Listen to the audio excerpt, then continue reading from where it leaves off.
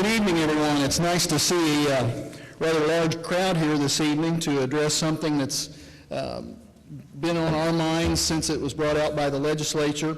I think everyone here is interested in this issue, the local option income tax. And we have a gentleman here with us this evening that will hope we can shed some light on it, Mr. Larry DeBoard. It's good to see all the council here and people that are running for council so that we can determine whether this is something that Fayette County wants to do in the future and perhaps eliminate or help to eliminate some of the tax burden that comes with the May and November tax statements every year. It seems like property taxes are taking a terrible hit in the state of Indiana with the reduction of jobs that we're having. A lot of this is coming right back directly on the property taxes. So we're quite proud that the legislature is at least looking at this after a 32-year period, 35-year period, and finally trying to come up with some sort of an answer to help us eliminate some of the burden on the property taxes. I think what I'll do is just offer the podium to Mr. DeBoard, Larry DeBoard. I asked him if he was one of the architects of the LOIT program, and he said, no, if you take credit, you have to take part of the blame too. So I think what I'll let him do is, instead of me trying to give you his credentials, I'll let him come up and give you a little bit of the background of how this all transpired and how we've gotten to this point so far. Larry, thank you for being here. Well, I'm very pleased to be with you here this evening, here in Fayette County. I actually lived near here at one point. I went to Earlham College, over in Richmond, way back in the 1970s, and that's sort of near here, I guess. So, not unfamiliar with the area. Just by way of introduction, I'm a professor of the Agricultural Economics Department at Purdue University, and my specialty is in state and local government, public policy, and I work one day a week down in the State House with the Legislative Services Agency, which is the bill drafting and research arm of the General Assembly. And what I do down there is to develop ways of analyzing the effects of taxes. So when the legislature decides to make a change in the property tax or the local income taxes or the cigarette tax or the alcoholic beverage tax or whatever, we've got models of these taxes, and we figure out how much revenue it's going to generate and what will happen to business and what will happen to homeowners and so forth. So what I'm here to do today is not to try to advocate anything, not to try to persuade you of anything, but just to offer information. I never take a position on what any county should do with regards to these choices that the legislature offers. I think it would be pretty arrogant of me to say that I could sit up in West Lafayette and know what was best for Fayette County, but I hope I can offer you some information which will help you decide what is best for Fayette County. Let me start out. I'm going to talk about this in three different parts here, three parts. I'm going to start out with talking about the property tax problem. We'll do this briefly so you can see where it is or why it is that the legislature suddenly sprung this choice, this local income tax choice, on your local government officials and on the public generally. Then we'll talk about the three new local income tax options that have been made available to local governments, and we'll talk about the administrative details and that sort of thing. And then the last part, we'll talk about what local governments and what citizens might consider, what issues, what questions might they consider in trying to decide whether to do this or not, whether to adopt these local income taxes or not. So those will be the three parts that we do, and then we'll take some questions as well. I've got a handout here. I went a little bit overboard and did an 18-page handout for you, and I hope you here in the audience have all picked that handout up. The folks at home, I guess, don't have the advantage of having the handout, so I'll try to explain what's going on so it can be understood whether you have the handout or not. Actually, if you want the handout, I've got it up on my website. So if you Google DeBoer, D-E-B-O-E-R, and local government, one of the choices that'll come up is the website, and the top thing on the website says Fayette County handout. So if you want to try that, you could, and you have internet access, you could try that as well. Well, with that introduction, let's talk about the property tax problem. What's going on with these property taxes? We haven't had much stability with the property tax, as you know, since 1998, when the Indiana Supreme Court declared that the way that we had been assessing property, that is determining the value of property for tax purposes, the way we had been assessing it was unconstitutional, and that we had to move to a new system, and the new system was effectively market value. That is, we were going to base our taxable property values on predicted selling prices of property. And as it turned out, under the old system, home values, home assessments were assessed lower relative to business assessments than the market value system produced. And so when we went to market value, home values went up, home assessments went up more than business assessments, and that created a tax shift away from business towards homeowners, and homeowners saw their taxes go up. And what we're experiencing this year is really an extension of that. We're still trying to get a handle on this new assessment system that the courts insisted that we needed to move to. So what in particular is going on? Well, when the General Assembly session started this year, the 2007 session, a long session of the General Assembly, pretty soon it became clear that the homeowner property taxes were going to increase quite a bit. And by the end of the session, we had a prediction that homeowner taxes were going to rise on average 24%, and that's a number that's been out there in the press quite a bit. A 24% average increase in homeowner taxes. This got the legislature very excited because nobody wants to see homeowner taxes going up that much. Why was this happening? Well, there's a number of reasons. In fact, it's a number of policies that had already been adopted by the legislature in earlier years that all came to a head in 2007. First of all, we had in 2002, in the tax reform of 2002, decided to eliminate the inventory tax. Now, here in Fayette County, you eliminated the inventory tax several years ago. There was a local option that you could do that early. So this isn't affecting your taxes now. But statewide, 51 counties still had not eliminated the property tax on inventories, and that included most of the big ones, including Lake, including Marion, including Vanderbilt counties, the big counties. We're seeing this elimination of inventory taxes. Well, what difference does that make? Well, if you're deciding not to tax inventories, but you're raising the same amount of revenue, or a little bit more each year from the property tax, somebody else has to pay. You have to shift those taxes to somebody else, and so eliminating inventory taxes shifted the tax burden to other taxpayers, including homeowners. Of that 24% increase, I think about 4% of it is elimination of the property tax on inventories.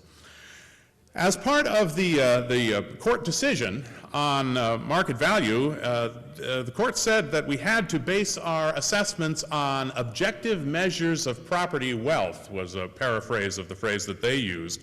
And that implies that we have to keep our assessments up with market values. And that implies that we have to do this new thing that we just started doing this year called trending. The idea behind trending is that we're not going to have a full-blown inspect every property reassessment every year. We couldn't do that since that takes longer than a year. But what we'll do is use information on selling prices and any other information we can get on building costs, things like that, and adjust assessments from year to year to try to keep them up with selling prices. And that's what's known as trending, and this was the first year we tried to do that. Well, trending is likely to shift taxes away from business and towards homeowners as well. And the reason is that there's a part of the tax base that doesn't get trended, and that part is the business equipment. Business equipment doesn't get trended through this process because, in a sense, it's always trended. It is always reassessed every year by the owners based on changes in the costs of business equipment. So that's always been trended. So what happened was, with the trending, our existing real property values, the home values and the other real property values, values of land and buildings, were based on 1999 values. And now we were going to update them to 2005 values. So a 6-year change in home values all at once, while the business equipment part of assessed value wasn't changing much at all. So here was this big increase in home values and not much change in business equipment. That created another shift towards homeowners. And then we discovered that in a number of counties, and I don't think Fayette was one of those, but in at least 9 counties that the Department of Local Government Finance, the state agency in charge of the property tax, has identified, in at least 9 counties, they trended home values but didn't trend business values, which means that home values went up and business assessments did not. And that created an additional shift from business to homeowners. Of the 24%, I think about 10% of the increase has to do with trending. 10% of the 24% average increase in homeowner taxes due to trending. Third thing that's going on, the legislature back in 2002 delivered to homeowners an extra $1 billion in property tax relief. Now, nobody believes this is true, but you can look in the budget and it is. People don't believe it's true because this additional property tax relief that was delivered as of 2003, adopted in 2002, this additional property tax relief reduced absolutely enormous increases in taxes to merely big increases in taxes.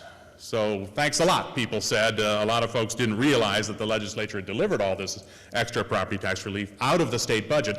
But right now, the legislature pays $2.1 billion in property tax relief out of the state budget, financed by income, sales, and corporate income taxes and all the other sources of revenue that the state uses, pays out $2.1 billion.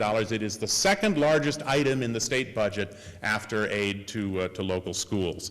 And the legislature decided that this number was big enough and that it was growing, and that if we were going to have a balanced state budget, we had to put a cap on that number. And so they said, we're going to cap that number at $2.1 billion, and this year that cap became effective. This year there would have been more property tax relief delivered, but for that cap.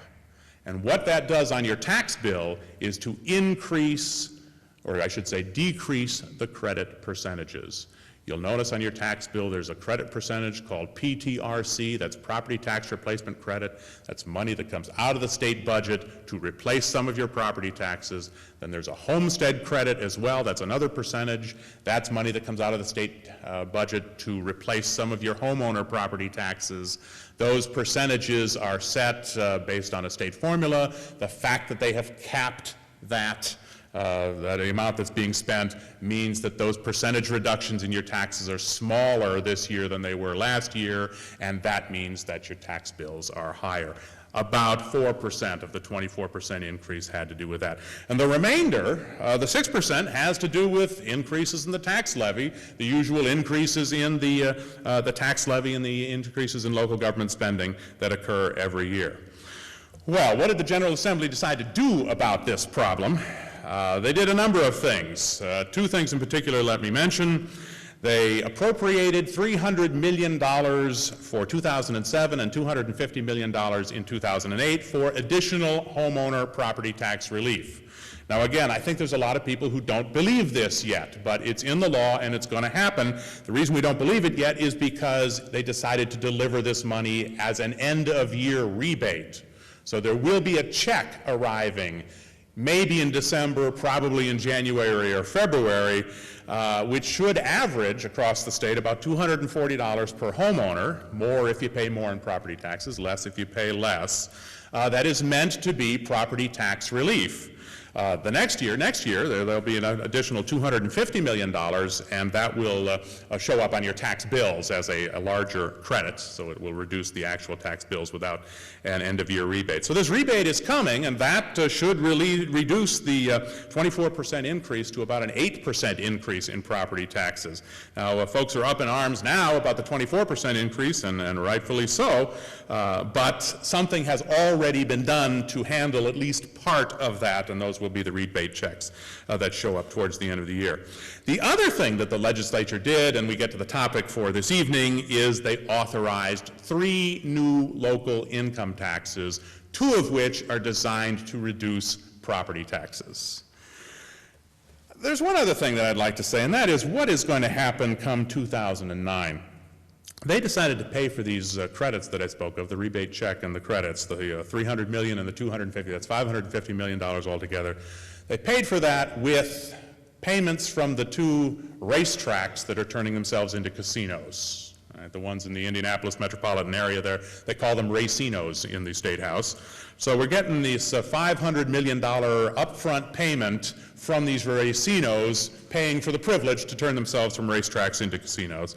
And they used that $500 million, added in another 50, and used that for property tax relief. Well, that is not renewable money. Come 2009, there won't be any additional Racino money, and what is the legislature going to do? The legislature has effectively said, and whether they stick to this is a question, but they have effectively said, coming out of the 2007 session, that we are not going to deliver any additional property tax relief, that our days of coming to the rescue of homeowners with additional property tax relief, well, that's over.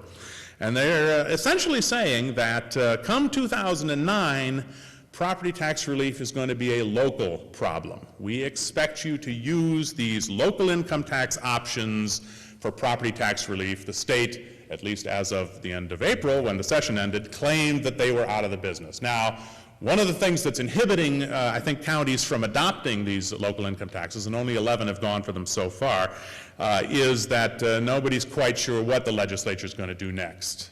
Right? Are they really out of this business, or are they going to make some changes? We've got the governor coming up with a proposal, we think. We've got Senator Kenley's committee that may also come up with a proposal. We've got the governor's local government commission that may come up with proposals. This is very much in flux. So we don't know what's going to happen come 2009, whether the legislature is really out of the game or whether they're not. But at any rate, one of the things they implied coming out of the last session was property tax relief is now a local government problem. And the way the local governments were supposed to handle it was with these 3 new local income taxes. So let me talk about, starting on page 3 of your handout, let me talk about how these income taxes are supposed to work. There's 3 of them, as I said. And the first one is the most complicated, so we'll start with that one. And that's an income tax to freeze the annual civil operating levy increase. All right?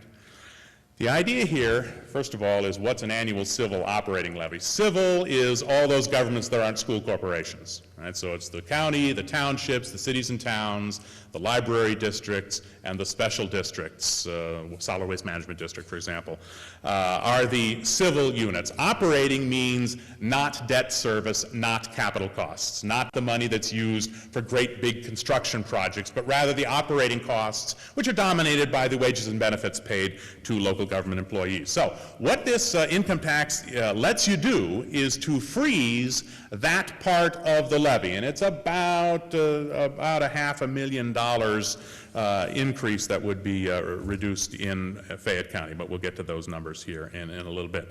So it allows you to freeze that particular part of the levy and then pay for the increase that would have been paid for with property taxes with an income tax increase instead. So basically what this local income tax does for you is to allow you to choose each year, do we want to finance the increase in non-school, non-capital spending in county and city and town and other spending? Do we want to finance it with an income tax increase, or do we want to finance it with a property tax increase? And after the first couple of years, your local governments will be faced with this decision every year. Property tax, income tax, how do we want to pay for this increase? If you decide to pay for it with income tax, the property tax levy, that piece of the property tax levy, is frozen. It does not increase. Now, who makes this decision? This is actually a particularly interesting question here in Fayette County. Fayette County is one of only 6 counties in this particular situation. Where you have an income tax called the LOIT income tax, that's the county option income tax, the county option income tax is controlled by something called the LOIT Council. It was originally adopted by something called the LOIT Council. And what the LOIT Council is a collection of the fiscal bodies of the county and the cities and the towns. So the county council and the city council and the town boards together make up the LOIT Council. And the votes in the LOIT Council are divided up based on shares in population. So if the county has 40% of the population living outside of cities and towns, they get 40% of the votes on the LOIT Council. If another little town has 5% of the population of the county, they get 5% of the votes. As it turns out, in Fayette County, the majority of the votes are with the Connersville City Council. Connersville has the majority of population in Fayette County, so they've got the majority of votes. So what the Connersville City Council decides to do is what's going to happen. Essentially, they have the power to make the decision for the whole county. Now, it's not that the others are without votes. They do have votes. and they can vote no if they want, or they can vote yes if they want. They just don't have enough votes to make a difference. There's only 6 counties in Indiana that are in that situation, and most of them are big ones. Fort Wayne controls the decision for Allen County, Evansville controls the decision for Vanderburgh, Bloomington controls it for Monroe, and Connorsville controls it for Fayette County. So it's the city council here in Fayette County that has the majority of the votes on the LOIT council, so they have the power to make the decision. The decision needs to be made by December 31st. And this is controversial as well. Originally, the legislation said the decision had to be made by July 31st, but the governor has extended the deadline, hoping that more counties will adopt. The governor's extended the deadline to December 31st.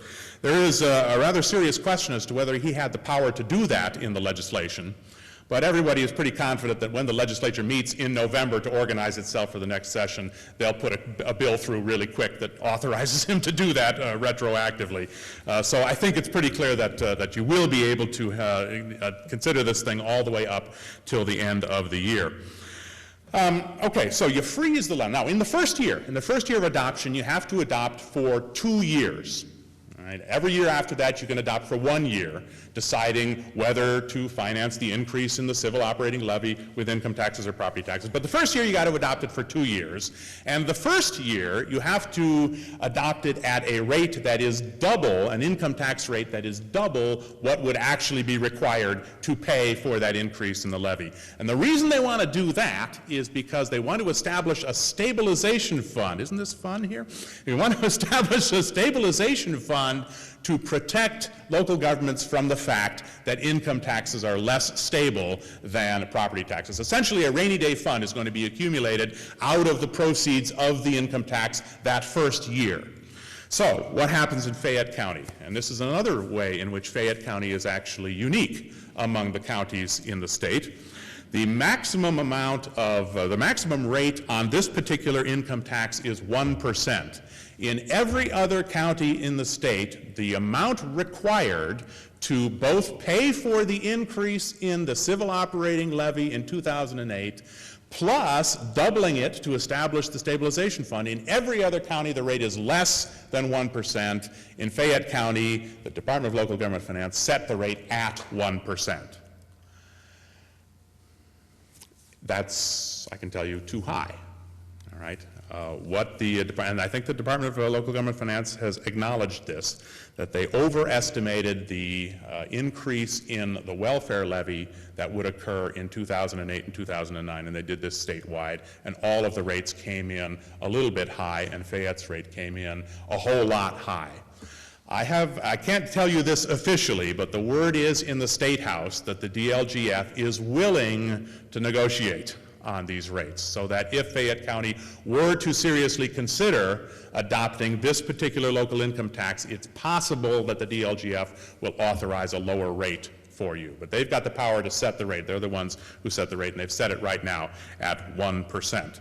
Well, what does that mean? It means you adopt it at 1%, your income taxes go up by 1%, you use part of that additional money to pay for the increase in the levy in 2008, you use the rest of it to establish a stabilization fund, then the next year you continue to pay for that piece of the property tax levy that was the increase in 2008, and then you pay for the additional increase that is 2009. That requires a tax rate that was double what it was in the first year. So in the second year, the property tax or the income tax rate would have to be 1% as well. So if you adopt now, you adopt for 2 years, and at least right now, according to the DLGF, the rate that you would adopt at would be at the full 1%, both in 2008 and 2009. What about that stabilization fund? Well, the stabilization fund accumulates, and the county auditor administers the fund, and it can be used if income tax receipts from one year to the next actually go down, or if income tax receipts are not enough to cover that increase in the levy that it was designed to cover. So essentially, if income tax revenue falls short, you can draw upon the stabilization fund and keep all of the local governments involved here, all of the non-school governments, keep them whole, make sure that they can fund the budget that they have, fund the money that they have actually budgeted for the year. So that's the income tax free. So what does that do? That delivers a little bit of property tax relief every year. right? Keeps the tax rates maybe 1 or 2% lower than they would have been every year. So in any one year, homeowners, taxpayers generally are not going to notice. You're going to notice the extra income tax. You're not going to notice much property tax relief. If you were to do this, though, for 5 or 10 years in a row, you'd start to notice. You'd start to making some substantial shifts in the tax base and the way that you pay for local government expenditures, a substantial shift away from property and towards income. You'd be freezing the levy year after year after year. Your income tax revenues would be going up. The property tax revenues would not be rising. And you'd be shifting the basis of your local government finance from property towards income. If that's something that you want to do, if that's a goal, that would be a way to accomplish it. Now, the trouble with Fayette County is you're already at 1%. If DLGF makes you stay at 1%, you're already at the maximum, so you can actually only do it for 2 years, and then in the third year, there's no further option. That's why, if you're going to do this, you probably want to talk to the DLGF, see if you can't get that rate reduced, number one.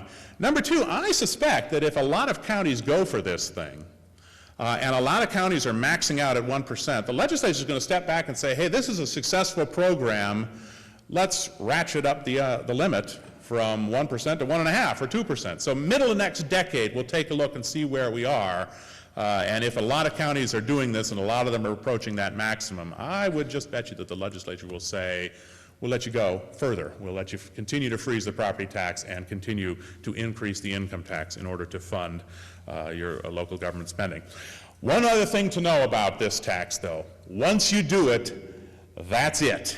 Once you've decided to pay for a particular year's increase in the property tax with an income tax, you can never rescind it. You can never rescind that particular year's worth of income tax. Now, this isn't true of the other income taxes here. They can be rescinded. But this one, once you've decided to fund that particular year's worth of property tax increase with an income tax, you will always fund that piece of the property tax with an income tax. Now, that does not mean that once you've adopted this thing, forevermore you have to freeze the levy and keep increasing the income tax.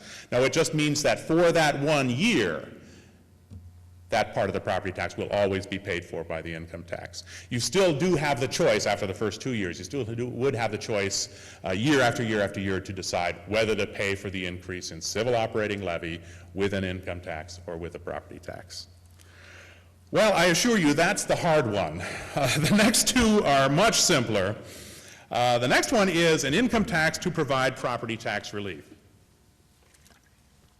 And this, again, is decided by the Coit Council, and since Connersville has the majority of the votes on the Coit Council, it's effectively decided by the Connersville City Council. You can adopt an income tax rate. Now, this is in addition to any income tax rate that you've already got, and in addition to anything you do with the levy-freeze income tax, you can adopt an additional income tax of up to 1% to buy down, to reduce property taxes dollar for dollar. So whatever this income tax raises, that's the amount that property taxes will be reduced. And it would be applied as an extra credit on your property tax bills. So if you adopt this income tax at 1%, and you can adopt it at any rate from 1/20th of 1%, 0.05, all the way up to 1%, the money that gets raised from that is used for property tax credits to reduce property taxes. Whose property taxes, though? And one thing I'm emphasizing with this particular part of the income tax choice is that the choice to do it or not is important, the choice of the rate you decide to use is important, but the choice of who gets the property tax relief is just as important.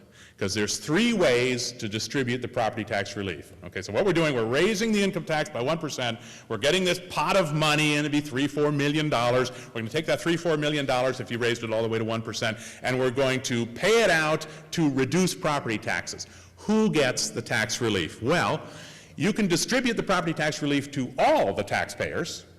So agriculture gets some, and homeowners get some, and owners of rental property get some, and commercial and industrial and utilities also get some. You distribute it across the board and reduce everybody's property taxes a little bit. Or you could deliver all of the tax relief to homeowners, just homeowners. They're called homesteads, and that's homes that where the owner actually lives in the house and it's your primary residence. That's a homestead. So you can deliver it just to homeowners and give homeowners really quite a substantial property tax break. Third option is you can deliver it to homeowners and owners of rental housing. Those are landlords. Owners of rental housing would get a property tax break along with homeowners. So three choices. Across the board to everybody, just to homeowners and owners of rental housing. Or you can do it in any combination of the three. So if you want to take 2/10 of your income tax rate and distribute it across the board, and 5/10 and distribute it just to homeowners, and 3/10 and distribute it to homeowners and landlords, you can do that too. So lots of options here as far as property tax relief. Now, lots of options we say, although I've been out in other counties where they wish they had other options. One thing you can't do is give the tax relief to homeowners and farmers. And now the farm homesteads, they get the tax relief as residential property, as farm homesteads. They would get the tax relief. But the farm land, the farm buildings, the only way to deliver them, if that's what you're interested in doing, the only way to deliver tax relief to them is to give it across the board to everybody and include industry and commercial property and landlords and everybody else. So yes, there's a lot of options for ways to design the property tax relief, but there are counties out there who have wished there were other options as well. The decision has to be made, again, by December 31st, and we think the legislature will confirm that. Withholding, by the way, will start, I guess it's going to have to start immediately after the decision. Now, the way this was set up originally was you would adopt by the end of July, and then withholding would start on October 1st. So income tax withholding has actually already started in some of the counties that have adopted this early. If you adopt on the last day possible, on December 31st, I guess they'll try to start withholding the next month, but I actually figure that it'll probably take them a couple of months to get the paperwork together in order to do that. That's kind of up in the air. We don't really know how that's going to work, and there's no legislation, of course, telling us how it's going to work because the governor kind of did that on his own. So that's up in the air right now as to when tax withholding would actually start. But the money would be delivered and the tax relief would be delivered. If you adopt now, the tax relief will be delivered next year for taxes payable in 2008. So that's the property tax relief income tax. The third option is an income tax for public safety costs. I think it was Indianapolis, Marion County that lobbied very hard to get this one in there. And they gave it to Indianapolis, and they've already adopted it, but then they made it available to all the counties as well. Once again, the LOIT Council decides, so Connersville City Council has a decision here. The maximum rate on this one is 1/4%. And this actually doesn't provide any property tax relief. This is actual new money for the county and the cities and the towns. It can be used for public safety, broadly defined. So you could use it for additional police, firefighting, ambulance services, emergency medical, probation, corrections, juvenile detention, jails, emergency communications. You can use it for operating costs, pay wages and salaries. You can use it for capital costs, to build buildings or buy equipment. You can use it for pensions as well. If you've got an underfunded pension, you can fill that in. That's what Indianapolis wanted it for. So very broadly defined, if you think you need more public safety services, this would be a way to get the money to do that. If you want to do it, though, you have to adopt the other two taxes first. The legislature was not going to give local governments the option to actually raise taxes for new money unless they would also adopt the income taxes to reduce property taxes. So you have to adopt the other two, both the levy freeze and the property tax relief income tax, before you can adopt the 1/4% public safety income tax. As I said, it's distributed to counties, cities, and towns, and you've got till December 31st to make this decision as well. What that means, though, if you think about it, you've got an income tax right now at 1.37%. You could adopt the levy freeze at 1%. You could adopt the income tax relief at another 1%, and you could adopt the public safety at 0.25. That's an additional 2.25% on the income tax if you went the whole hog, if you wanted to do all of it. What we're talking about here could be, if lots of counties did this, and if lots of counties maxed it out, as far as Indiana is concerned, this would be a major shift in the way we fund local government away from property and towards income taxes. So this is a significant decision that the counties are being asked to make. Well, talked about the property tax and the reason why the legislature made this, these income taxes available. We talked about the administration on these income taxes. Let's talk about some of the questions that counties might consider, and in particular Fayette County, might consider in trying to decide whether to do this or not. And the first thing is, first couple of ones here are concerns I think that the local government officials in particular have, and it's a particular concern about that first one, about the levy freeze income tax. A concern that if we turn over our levy increase to this new income tax, will it actually generate the money that we have budgeted? We know how the property tax works. Most of the time most of the time it works. We've had trouble with the administration, of course, lately, but most of the time it delivers the money. We budget the money, we set the rate, the money shows up, there it is, we've got the money we budgeted for, we can deliver the services that we promised. If we instead use an income tax, use this levy freeze income tax, will there be enough money? Will we actually get the money? Well, I have a suggested way to do this analysis, and actually what I've got here, I had put this together a couple of months ago to use out in some of the talks that I've been doing to give counties some ideas about the sort of actually little research projects that they might do in order to try to figure these things out. But I thought I'd take the opportunity here, since I was coming to Fayette County, to actually do the research project and see how it worked. And so it's always good to know whether the advice you're giving actually works. So I did this thing for Fayette County, and if you take a look at page 9, I can show you the calculations that I did, starting on page 9. What you see on page 9, let me start. I started out by saying, well, I haven't got any way to project what's going to happen in 2008 or 2009 for Fayette County. You guys can do that because you've got a handle on what's happening to your expenditures and what's happening to your levy and that sort of thing, but I can't do that. But what I can do is take the data that I have, which is data from 2006 and 2007, and say, suppose these taxes had been available this year, and suppose you had adopted them for this year, what would they have looked like? And so that's the best we can do, and since 2007 will probably look something like 2008. These things don't change all that much from year to year. Maybe a pretty good way to do it. So what you'll see on the first 3 pages there are the property tax levies of all the units for all the funds in Fayette County. It goes on for 3 pages here, and you've got the Fayette County, and you've got the reassessment fund, and the cemetery fund, and the general fund, and the debt service fund, and we go down to the townships there. There's Connorsville on page 9. You see the motor vehicle highway, the road maintenance fund there, police pension, parks, and so on. And so we've got the levies for all of these, and this comes from the Department of Local Government Finance website. They have all the levies for all the units for 2006 and 2007 on their website. Now, this first one, this levy freeze income tax, only applies to the civil operating levy. So you see I've got a column there that picks out what I think they mean by the civil operating levy. And in particular, you'll notice I left off debt service and I left off the cumulative funds, which are 2 ways of paying for capital costs. And if you turn the page and take a look at page 10, you'll see I left off the school corporation. The school corporation levy is not included in this levy freeze.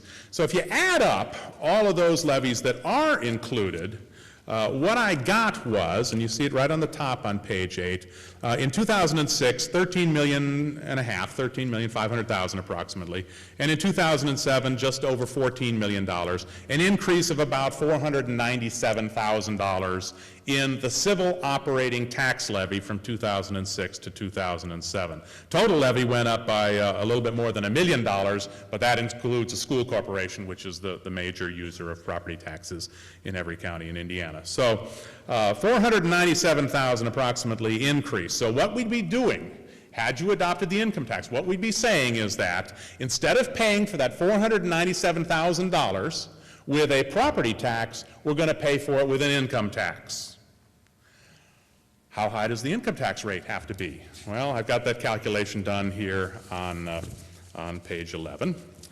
And to figure that out, fortunately, at least from a calculation point of view, fortunately, you've already got an income tax. So we know how much an income tax raises in Fayette County. In 2007, your income tax was 1.37%, and it raised about $4.8 million. And that means for every 1%, it raises about $3.5 million. And so if you wanted to raise $497,000, you'd need an income tax rate, based on those calculations, you need an income tax rate of about 0.14%, and between 1/10 and 2/10 of a point. Now, the first year of adoption, you double that rate, because you want to establish that stabilization fund, and then the law also says you round up to the nearest tenth.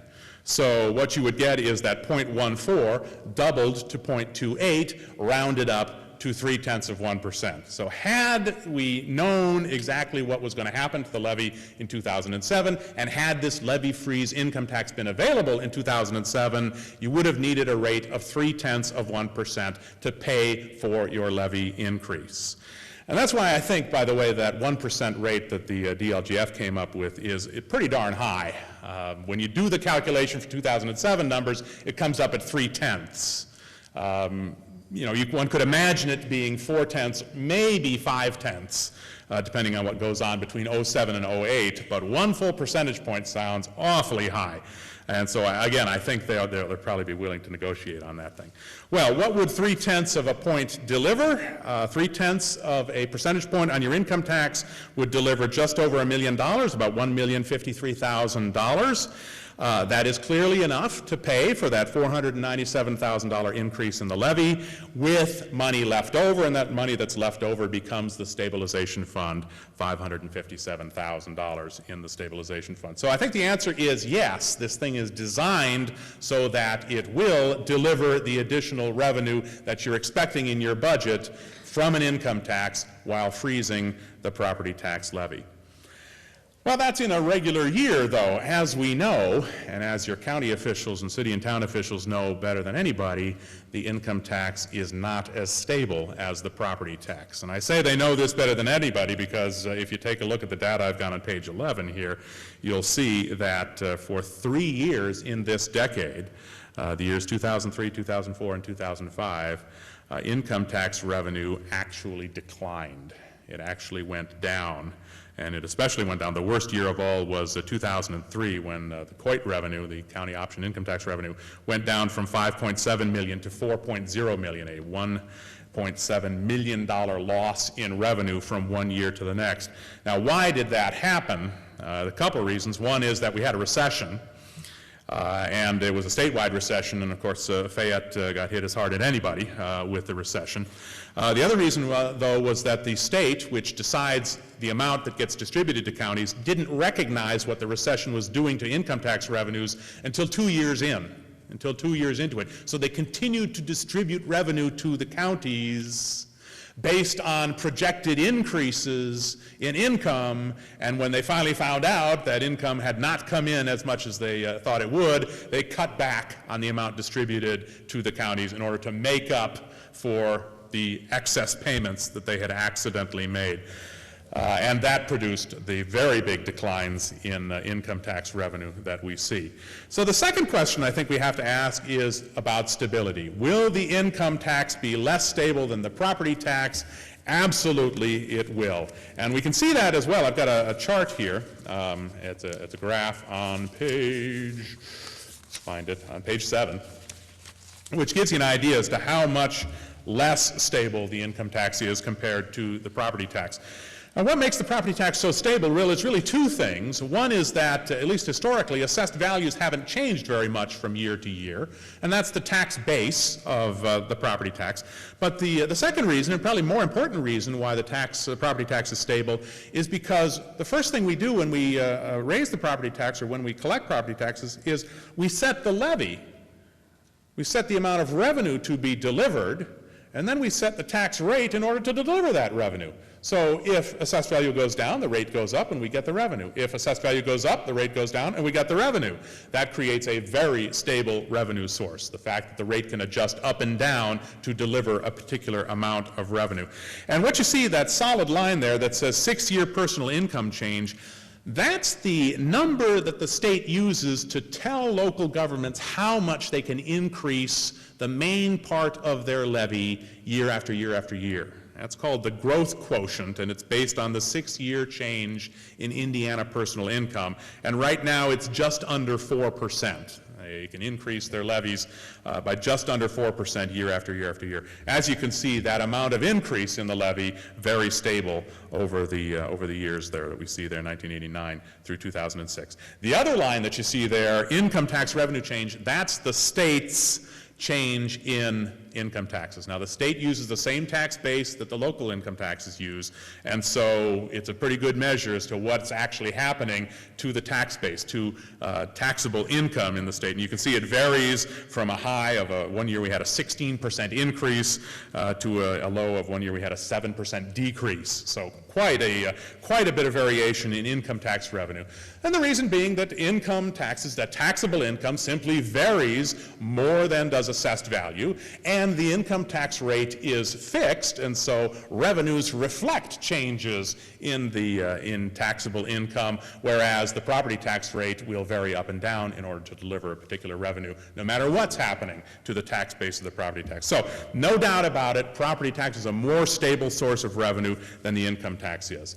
Well, that's what that stabilization fund is for. So if you go back to page 11, you can see that I've calculated the amount of the stabilization fund that you would have had in the bank administered by the county auditor after a 0.3% income tax had raised that $1.053 million in revenue, and you had paid the increase in the levy of $497,000. You'd have $557,000 almost in a stabilization fund by 2008. Now, is that enough? Is that a stabilization fund that's big enough to handle the sorts of things that have happened to the income tax in the past? And I think the answer is yes, but only just, and only if you have 1 year of really bad stuff happening. If you have 2 years of really bad stuff happening, it might not be enough. Take a look at the last column where it says dollar change at 3%. That's where I calculated what would have happened to an income tax at 0.3% from 2000 to 2007 had it existed, had you have one. And as you can see, the biggest decrease in 2003, $504,000. An income tax at 0.3% would have lost $504,000 from 2002 to 2003, given our actual experience, or given Fayette County's actual experience from that time. Well, you can tap into this stabilization fund when income taxes decline from 1 year to the next. A decline of $504,000 would authorize you to go into the stabilization fund, pull that money out of there, and make sure that you can maintain the budgets of your local governments. $557,000 in the stabilization fund, a drop of $504,000. Yeah, you can cover it, but you use almost all of it up. If in the next year you had another $165,000, like you actually did in 2004, you wouldn't have enough. Well, what it says is that stabilization fund A is necessary because income tax really is less stable than the property tax. B is big enough to handle 1 year of the worst thing that's ever happened to the income tax in Fayette County, but C, not enough to cover 2 years of the worst things that have ever happened in Fayette County. Now, one thing to know is the state has changed the way it distributes income tax revenue. It no longer makes a projection and distributes the amount that they project you will receive. Instead, it distributes only what they know has already arrived. So it may be that we won't see an enormous decrease in income tax like we did from 2002 to 2003 there. We may not see that again, but I bet you we will see declines in the future. Recessions do tend to do that to the local income tax. But the stabilization fund, probably enough to handle anything that the income tax can throw at you in any 1 year. Third question that you might want to ask, and this is the one I think that people are often most interested in. You're going to raise my income taxes, you're going to cut my property taxes. Do I pay more in total, or do I pay less in total? Am I going to be paying more in taxes, or am I going to be paying less in taxes? Is the extra amount I'm paying in income taxes greater than the amount I'm going to save on my property taxes so that I end up paying more in total? Or will the property tax cut I receive be greater than the extra income tax that I pay, and I'll have a net total tax cut? That's the question we need to ask. That's a little bit more difficult to answer. It would really be nice if we had data that matched up property values, taxable property values, and taxable income for the households in Fayette County. I haven't got that data, and in fact, I don't think there is a database like that in the state of Indiana. We don't link our property and income taxes like that in Indiana. So we have to do something else, and there's two things we can do. One is to just try to think it through, and that works for some of the taxpayers we'll be talking about. And the other is to do a little experiment with the numbers, and I'll talk about that here in a minute. What matters for this question of who pays more, who pays less, what matters is two things. One is the taxpayer. What is the taxpayer's income compared to what does the taxpayer own in property? Relative to property, does the taxpayer have a lot of income or only a little income? Relative to income, does the taxpayer have a lot of property, only a little bit of property? If you've got lots of income but not much property, and the property tax goes down and the income tax goes up, you're going to pay a lot more in income taxes and only get a little bit in property tax saving. You're going to pay more. If you're income rich and property poor, you're going to pay more. If, on the other hand, you're property rich and income poor, that property tax reduction, well, you're going to get a lot of property tax relief. If you don't have much taxable income, you're not going to pay much extra in extra income taxes. So if you're trying to think about how will I fare under this plan, think about what is your property relative to what is your income. If you got a lot of income relative to your property, probably you'll end up losing out. If you got a lot of property relative to income, you probably end up gaining with lower taxes out of this. Second thing that matters is how is the tax relief going to be distributed? Will the property tax relief go to all taxpayers? Will it go just to homeowners? Will it go to homeowners and owners of rental housing? Those are the two things that matter. Now, keeping those two things in mind, let's think about some different kinds of taxpayers. Let's start with farmers. I come from the agriculture school at Purdue, so we'll start with farmers. Well, farmers own a lot of taxable land. And any farmer that's got any kind of accountant at all doesn't have much taxable income. And that means that truth be told, that's true. But at any rate, even if they have a taxable income, they got a lot more taxable land. Okay, so taxable land, taxable income. Farmers had a lot of taxable property. Farmers have less taxable income relative to that property. If you deliver property tax relief across the board to all the taxpayers, the farmer pays the extra income tax, but the taxable income isn't very much. The farmer gets the property tax relief. They've got a lot of property taxes. They get more property tax relief than they pay in extra income. Farmers tend to benefit if the property tax relief is distributed across the board. Farmers are the classic property-rich, income-poor taxpayer. What happens, though, if you decide to deliver the tax relief just to homeowners? Now, the farmers are homeowners, too. The homestead, if the farmer has a homestead, they'll get that property tax relief. But let's talk about the farm land and the farm buildings and the farm equipment, the farm business. If the tax relief goes just to homeowners, the farmers will pay whatever they pay in extra income taxes, but will not get any property tax relief. The farmers lose out. They pay more in that situation. So it makes an enormous difference to the farmer how the Connersville City Council decides to distribute the property tax relief. If it goes across the board, the farmers benefit. If it goes just to homeowners, the farmers don't benefit. Makes an enormous difference. What about corporate businesses? Now, one thing you need to know about these income taxes, these local income taxes, is that they are individual income taxes, not corporate income taxes. So these corporate businesses will not pay the extra income tax if you impose an extra income tax. That's an individual income tax, not a corporate income tax. This is the state reserves to itself the corporate income tax revenue, and locals have never been given the opportunity to tax corporate businesses.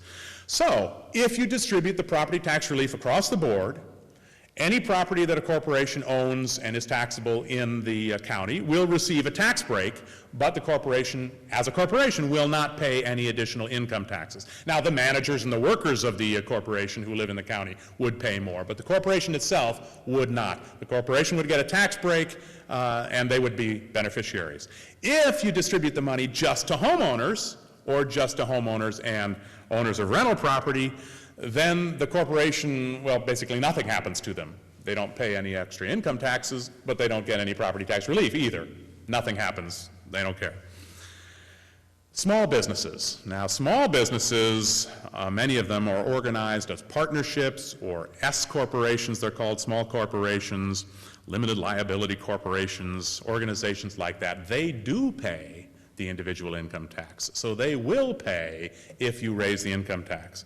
And then it just depends on what kind of small business we've got here. Is this a small business that has a lot of equipment, a lot of real property relative to the income they earn, or is it a business that earns a lot of income simply working out of an office and without a whole lot of taxable property? So it depends there what kind of small business we're talking about. If they got a lot of property and the property relief is, tax relief is distributed across the board, a small business might benefit. Other small businesses without a lot of property will end up paying more. If you distribute the revenue just to homeowners, then most small businesses will end up paying more in taxes in total because they'll pay the extra income tax but not get the property tax relief. If the small business, though, is a landlord with rental housing, and you deliver the tax relief either across the board or especially to homeowners and owners of rental housing, those small businesses have a chance to benefit, especially if you do it to housing and owners of rental housing. They'll get a significant property tax relief reduction, and that would probably offset any increase in the income tax. So small businesses, kind of up in the air, depends on what kinds you got. What about renters? Well, renters don't own any property, so they don't get any property tax relief. To the extent that they've got taxable income, they pay extra income taxes. Higher income taxes, no property tax relief, renters lose out. Unless, of course, the landlord decides to pass on the lower property taxes in lower rents. That's usually a laugh line, actually. Yes, I know, they're rolling on the floor at home. You kind of have to tell them they can laugh. Yeah, oh, it is permissible to laugh, yes, yes. Economists think that happens, actually. I'm going to try to persuade you that that's at least a possibility, that if you give a tax break to a landlord, eventually rents might be lower, or at least lower than they would have been had you not given the tax break. And the reason, the thinking that we do here in economics when we say that is we're not saying that landlords are wonderful, altruistic, generous people. They're as greedy as the rest of us, really. But what we think happens is if you cut the property taxes of landlords, it makes owning rental property more profitable. Right? You've reduced their costs. It's more profitable. If the business is more profitable, more people are going to want to do it. So more rental housing gets built, more rental housing gets converted, the supply of rental housing goes up. How are you going to attract tenants into all that additional rental housing? Got to lower the rents. So it's possible that a cut in property taxes on landlords might create a boom in rental housing that would eventually reduce the rents or at least decrease the rate of increase in rents to tenants. Now, city council, county council, town councils, will the renters give you credit for that? No, they will not. They will not know that that is what happened, if that is in fact what happened. They will instead be mad at you that you're paying higher, they're paying higher income tax rates without getting any property tax relief. Now, that's what happens if the landlords actually get any property tax relief. If you give the tax relief just to homeowners, the landlords don't get anything, they have no incentive to lower rents, and the renters end up paying more in income taxes, and they definitely lose out. So renters certainly at first will always lose out. If you only give it to homeowners, they definitely lose out. What about retired homeowners? These are the folks on fixed incomes that lots of people are concerned about. You're living on Social Security, you've paid off your house, you've still got that house. Those folks tend to benefit. If you think about it, if Social Security is making up a large part of your income, that's not taxable with these individual income taxes. And so the additional income tax you pay is going to be pretty small, but you still get the property tax cut. So folks living on fixed incomes, retired homeowners, probably going to benefit. And that brings us to the taxpayers who are actually the majority in every county, employed homeowners. What happens to employed homeowners? And this is a question that is more difficult to answer. And I tried to come up with an answer here on page 14. And we'll have to talk about this. And one thing I do want to say, especially to the local government officials, is that the numbers I've got here are the numbers that have filtered to me through a number of steps. They actually come from you. You know, your county officials will tell you that the DLGF, the Department of Local Government Finance, has really been exerting muscle lately to get counties to deliver data in a particular form to the DLGF. What happens is that data goes to the DLGF, and then it goes over to the Legislative Services Agency, and then it comes to me. And so it's 2 steps removed from the place that it originates, but where it originates is with you. So you've got better data than I have, and you may be able to do these calculations better than I can.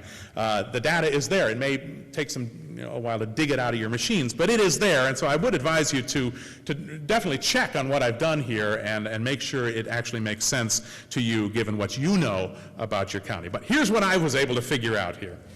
Local option income tax at 1% 2007 raises about $3.5 million. So that's $3.5 million in property tax relief that you could deliver to taxpayers if you adopt the thing at the full 1%. $3.5 million.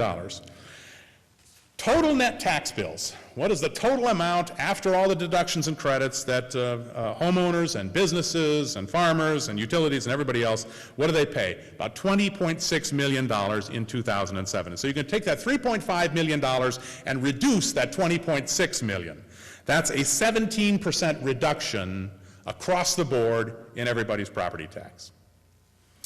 Suppose, though, instead, you took that $3.5 million and gave it just to homeowners. Now, homeowners pay about $6.3 million in property taxes in Fayette County. So if you reduce the $6.3 million by $3.5 million, that's a 55.5% reduction in homeowner property taxes.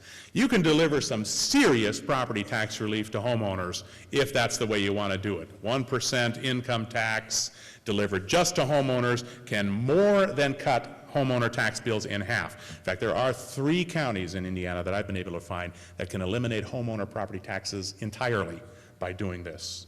2 of them are the riverboat counties where their taxes are already low, but that's possible. And all across the state, this is a way that you can really deliver serious property tax relief to homeowners. Lastly there, if you took that $3.5 million and delivered it just to homesteads, homeowners, and owners of rental housing, about $10.2 million come from those sources, so the reduction would be about 34%. So just rule of thumb, you can reduce property taxes by about 1/5 if you distribute it across the board, by about 1/2 if you give it just to homeowners, by about 1/3 if you give it to homeowners and owners of rental housing.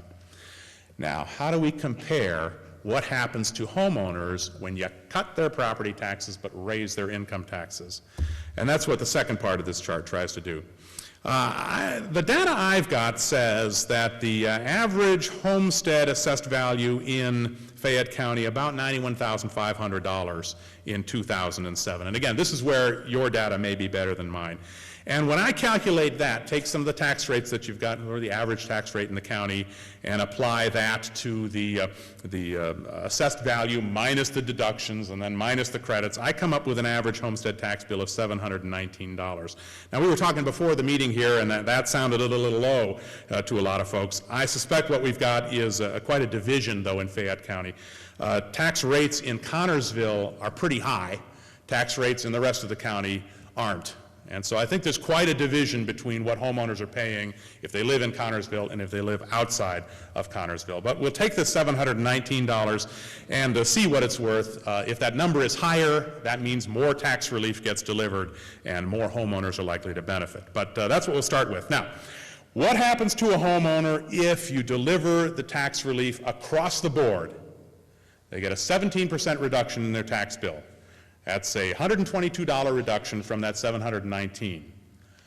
What taxable income would be required to exactly match that with an additional 1% income tax? Sounds like one of my daughter's 7th grade algebra questions, actually. In fact, I think I'll let her try this. Actually, I was telling her that my job is to do word problems. Right, that's my job. Right? Only I don't do trains leaving stations going in different directions. I do what would happen to Fayette County if you increase income taxes and reduced property tax. So kids out there, word problems, you really do need to do this sort of thing. At any rate, $122 reduction with 17%. If your taxable income is $12,200, a 1% increase in the income tax will make you pay an additional $122. If your income is greater than $12,200, then the additional income tax you will pay will be greater than the property tax cut that you receive. So how many homeowners in Fayette County have homes valued at $91,000 and have incomes greater than $12,200? I would guess almost all of them. So if you distribute the property tax relief across the board, almost all of your employed homeowners will end up paying more on net, more in total than they would if you don't adopt this income tax. And that's been true across the state. It's this next one that Fayette stands out a little bit, that $719, what would happen if you delivered the tax relief just to homeowners? A 55.5% reduction in property taxes by that homeowner. That's $399 property tax reduction. Well, the break-even taxable income there then is $39,900. That's the income that you would have to have, the taxable income after deductions and so forth, that you would have to pay an additional $399 at an additional 1%. So compare that $91,500 house to a taxable income after deductions of $39,900, which means your total income is somewhere up there in the 40s, depending on the size of your family and so forth. So how many homeowners in Fayette County have homes worth $91,000 and incomes, taxable incomes, less than $40,000?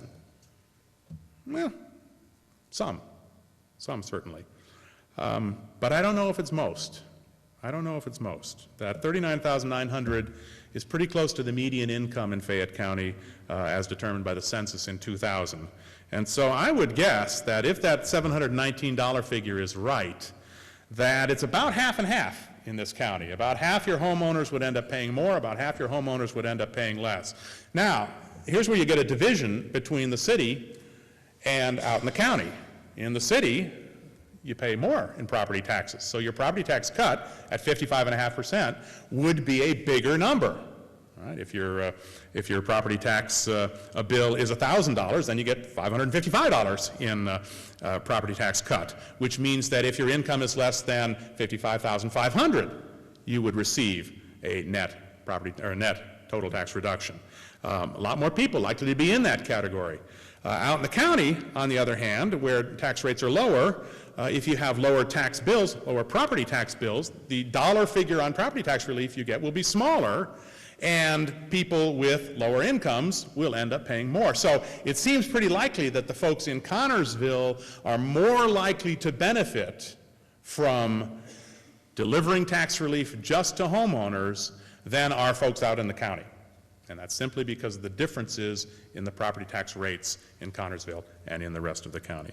Finally, what about the tax cut relief to homesteads and rental housing? That's a 34% reduction. That's $246. Break-even income, $24,600. If your income is above that, you would pay more from the extra income tax than the tax relief you would be getting.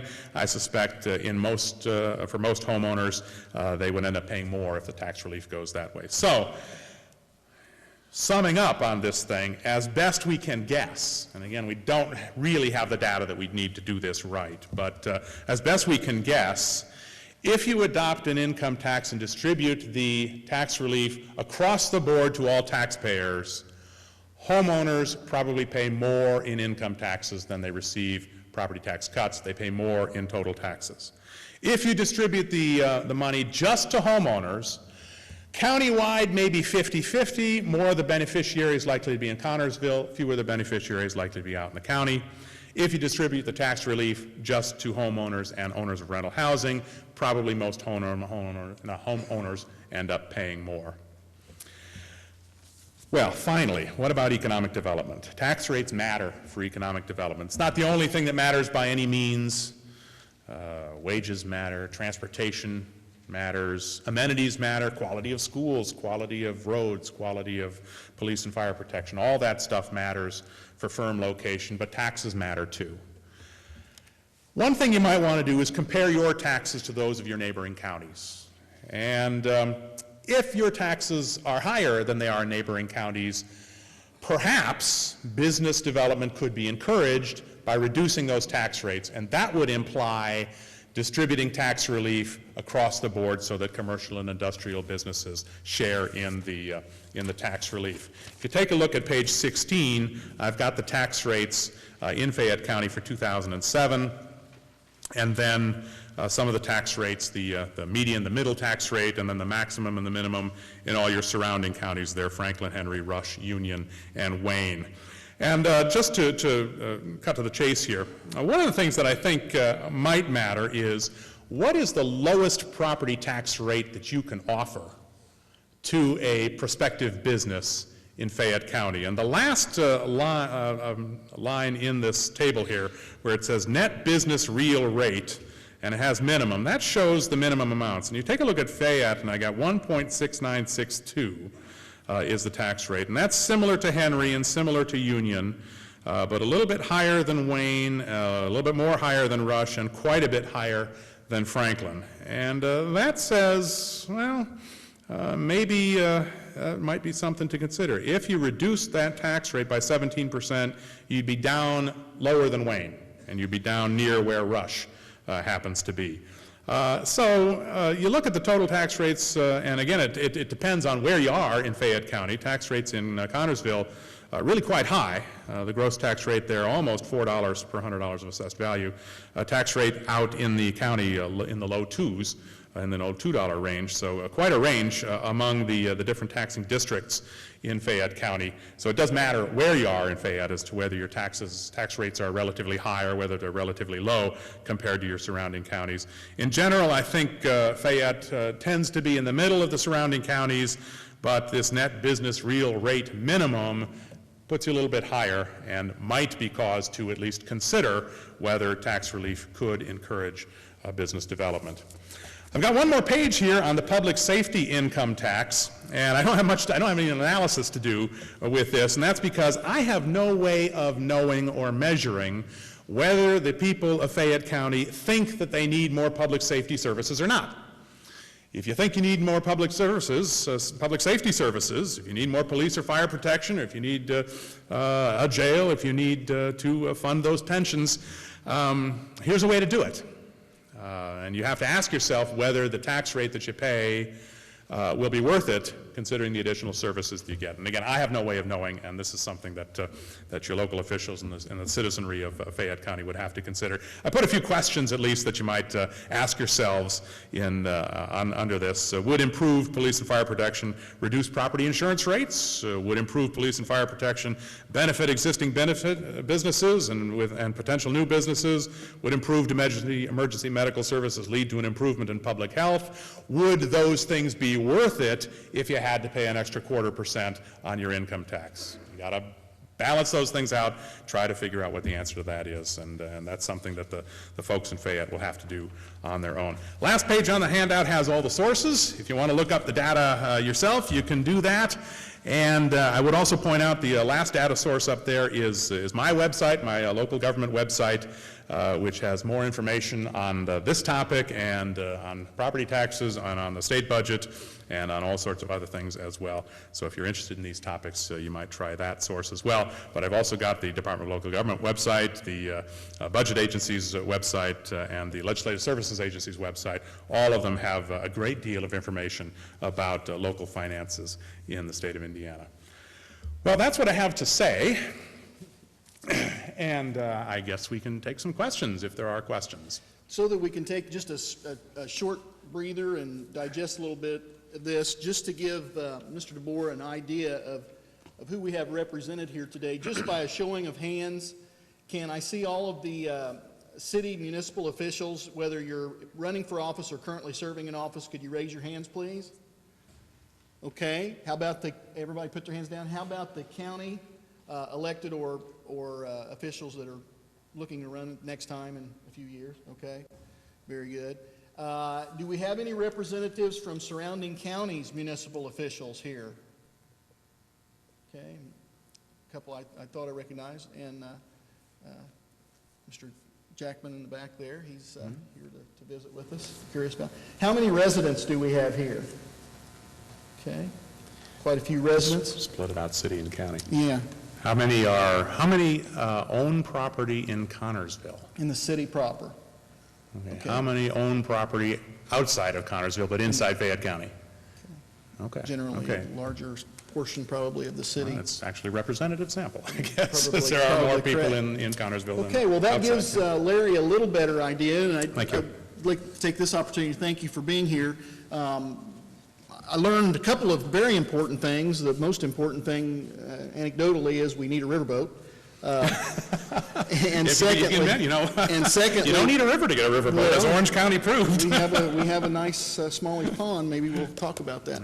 But logically, one of the things that we've learned is this is a very important subject that we need to take very seriously, and looks like the city council is going to be have their hands full for the next few months. So what I'd like to do, if you do have a question, rather than sit, because we've got lights in our eyes and we'd like to address you directly, would you please stand, state your name, and if you have any questions, come to the microphone.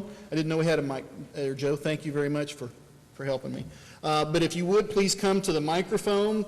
There's no dumb questions. Please answer any questions you have. While we've got somebody here that does have some expertise in it, now's the time to answer those or ask those questions. Surely answer them any way you can. Do we have any questions?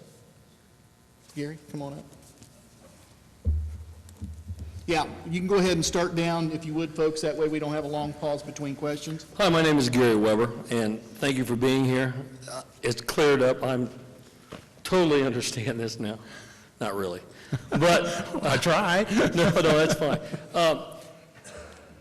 All this being said, I was watching the news the other day, and the governor mentioned that he had a plan of his own that was going to come out. Mm-hmm. Now, would this be part of his plan, or this plan may be awash and his plan may take over? Well, we don't know, do we? No, And we don't generally know what the legislature and the governor are going to do. Now, I would really, really be surprised if the governor did not include this as part of his plan, because the governor has clearly been wanting counties to adopt this thing. He's extended the deadline actually twice. They first extended it to end of September and then extended it to end of December. 11 counties have adopted so far.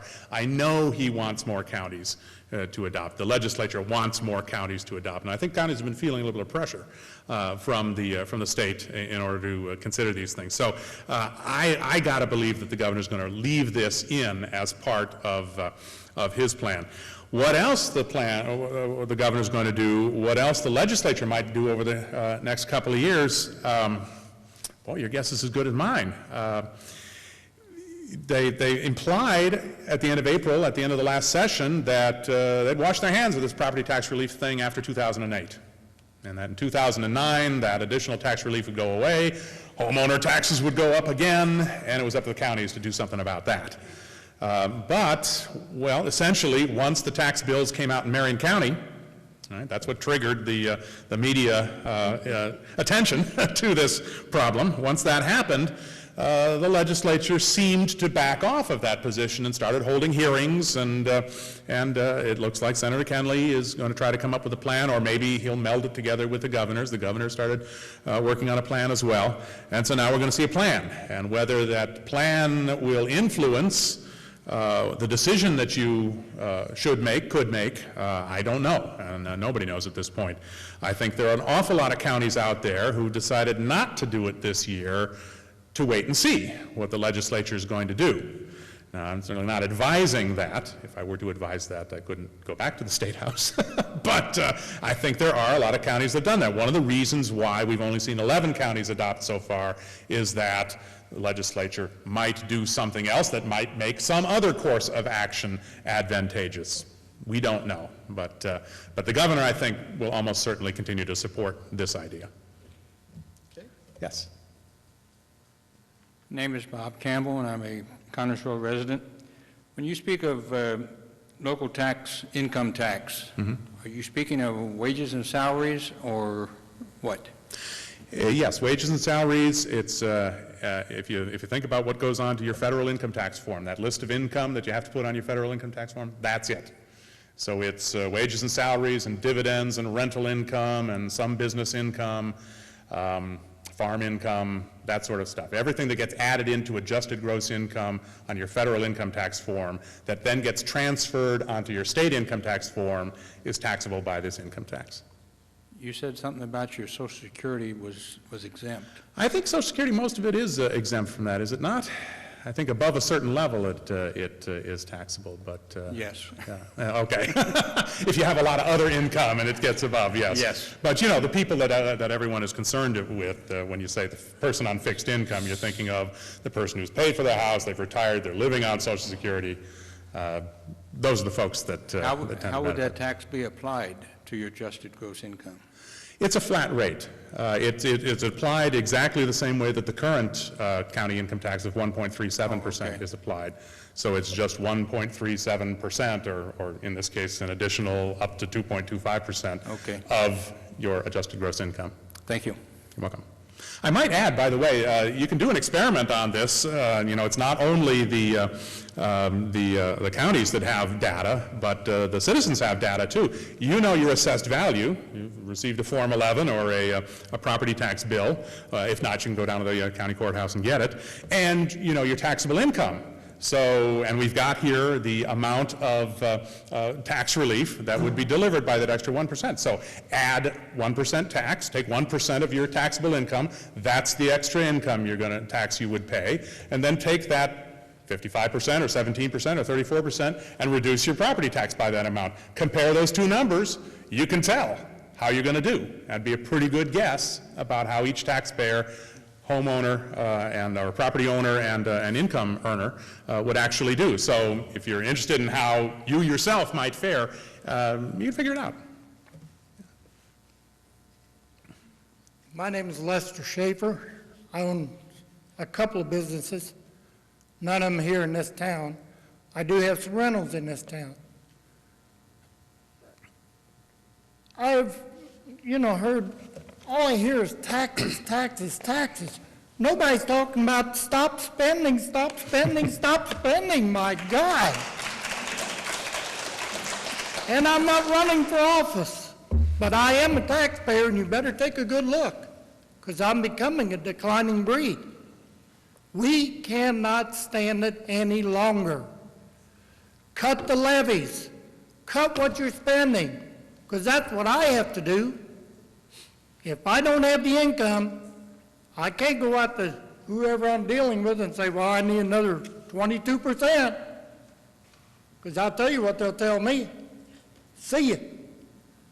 Cut the spending. Thank you. Okay. Well, let me talk a little bit about that. Of course, so that's a comment that should be directed to the local government officials and not to me. But let me talk a little bit about briefly about what the legislature is offering as far as that is concerned. The property tax, where the levy is increasing, statewide, it has been more debt service than anything else, construction projects by local governments, and with all due respect to the superintendent, statewide, it's been school construction projects that have added more to the property tax levy than anything else during this decade. The state has now come up with legislation that as of 2009, there's going to be a new layer of government called the Property Tax Review Board, which will have the power to approve or deny the debt service, the construction projects, the bond issues, essentially, of any local government in the county. Now, this board is going to have 7 people on it. 5 of them are going to be local government appointees, but 2 of them are going to be elected directly to this board, and this makes it different than anything we've tried before. We're creating new elected officials, so people who are up in arms about property taxes could get themselves elected to this board and actually have a say about what happens to property taxes. People who, on the other hand, think that we need more school construction could get themselves elected as well and have a say about the thing. Now, we don't know how this is going to work, and our past attempts at that kind of thing really haven't worked very well. It could easily turn into a kind of log rolling deal where you approve my projects and I'll approve your projects, except there's these two people directly elected to the thing, and that's what makes it different. And that's what intrigues me about this new attempt that we're going to have. But there is going to be a new board that has just been created and is going to come into effect in 2009, which is going to have a say over the capital projects. The other thing is this is pure speculation on my part, but one of the things the governor's been saying is that his proposal may require a constitutional amendment. Now, what could that be, I wonder? I have no inside information whatsoever about what that might be, but I'm thinking, you know, I wonder if he's considering putting into the Constitution some levy limits or some spending limits on state or local government. So that's something to watch for there. And the governor may be proposing limits on the growth in the levy or limits on the growth of spending. Again, pure speculation on my part, but in a couple of weeks here, I think that proposal is due, and it'll be very interesting to see what it is that he thinks should be done. Hi. First, I want to thank you. I think it's been very informative. I've really been following this. Oh, thank you. And I had 3 questions. You've answered 2. Okay. One thing I don't understand is you said that 1% was high and that they might negotiate it down. Mm-hmm. My question is, where did it come from? In other words, Okay. what did they use as Fayette County's income to come up with this? Because everybody in here knows Fayette County has lost and lost and lost jobs to where I'm wondering how many years they went back to take our income and come up with this. Yeah, I think what happened was they were actually looking forward. They had to, and the statute says that the DLGF, the Department of Local Government Finance, has to make this calculation. So they had to make an estimate as to what was going to happen to all of the civil operating levies in Fayette County between 2007 and 2008. So they had to project forward to 2008. And apparently what they did was to go to the state welfare folks and said, what's going to happen to the welfare payments in every county? And they received from, apparently the welfare folks didn't know what the DLGF wanted those numbers for, and so they gave them the kind of worst case scenario numbers. And the DLGF took those numbers, looked at the income tax receipts in every county, and since you've got an income tax, we know how much it raises, and said, all right, if it's going to be this big an increase in the levy, here's what the income tax rate has to be. So I think what happened was not so much that they were estimating, underestimating, or overestimating the income. I think they were overestimating the levy increase. And I think they've realized that, when those rates came out, everybody, including me, because I had tried to figure out what those rates might be in advance, I looked at them and said, these are all 2 or 3 tenths higher than I thought they would be, and in some cases, 5 and 6 tenths higher than I thought they would be, and that apparently was the reaction of a lot of people out there. I think DLGF has recognized that they set those rates a little high, and especially here in Fayette, being unique at 1%, from what I hear from folks who I think know, DLGF might be willing to take a look at those again. Well, one of the reasons I brought this up is everybody knows that we're going to have about approximately 600 more people unemployed by December. Yeah. So I don't want any figures being used that's not reflecting that. And another thing, which I don't know how much difference this makes, but starting on page 8, I believe it was, in the charts they used, we have, Connersville's different. We have Connersville City and Harrison City, okay, within the corporation. And then we have Connersville Township and Harrison Township. And they did not include Harrison City. It was Connersville City, Connersville Township. It is, isn't it? Correct. Oh, okay. Thank you. Okay, well, thank you. One way I play expert, by the way, in this state, is by taking what I learn at one meeting to the next. So the next meeting, I guarantee I'll be saying, you know what's happening in Fayette County? And everybody will think I'm really tied into what's going on the state. Larry, we're not experts, but we went to the meeting in Indianapolis, and we were embarrassed in the first hour, Barton and I, because they said Fayette County is the only county that's maxed the levy. So during the break, we went and asked why, and the reason was because they had to borrow the money to meet the welfare, and they counted that money. And of course, they're hoping they don't have to borrow that money next year. That's why they maxed the levy. I see. And then they did tell us at that time that we could negotiate the rate. Yeah, that's what I've been hearing too. That's what we did, and that's why it's where it is. Okay. And I'm not the expert, I just heard that from someone in Indianapolis. Well, that's how you become an expert, is just by hearing stuff in Indianapolis. Mr. DeBoer, my name is Gene Worley, and I, like the other gentleman that spoke earlier, all I hear is increase, increase, increase. In your knowledgeable estimation, what's driving the increases outside of bond issues? Is it pensions? Is it government regulations? Is it people demanding more services? Is there an end in sight? Well, one thing to notice is that about 3/4, you know, that 24% average increase in homeowner taxes, 3/4 of that is a tax shift. Homeowners are paying more because someone else is paying less.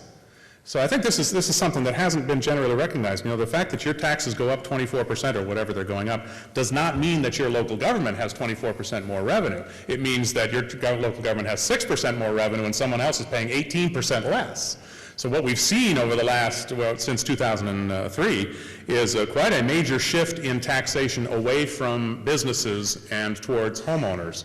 And essentially, the Supreme Court said in 1998, whether they knew it or not, what they were saying was, we have historically taxed businesses too much and homeowners too little, and now you have to stop and move to a constitutional system. So, you know, the main thing that's been driving the property tax crisis, you know, the really big increases and the really unstable property tax payments that we've seen have been these tax shifts.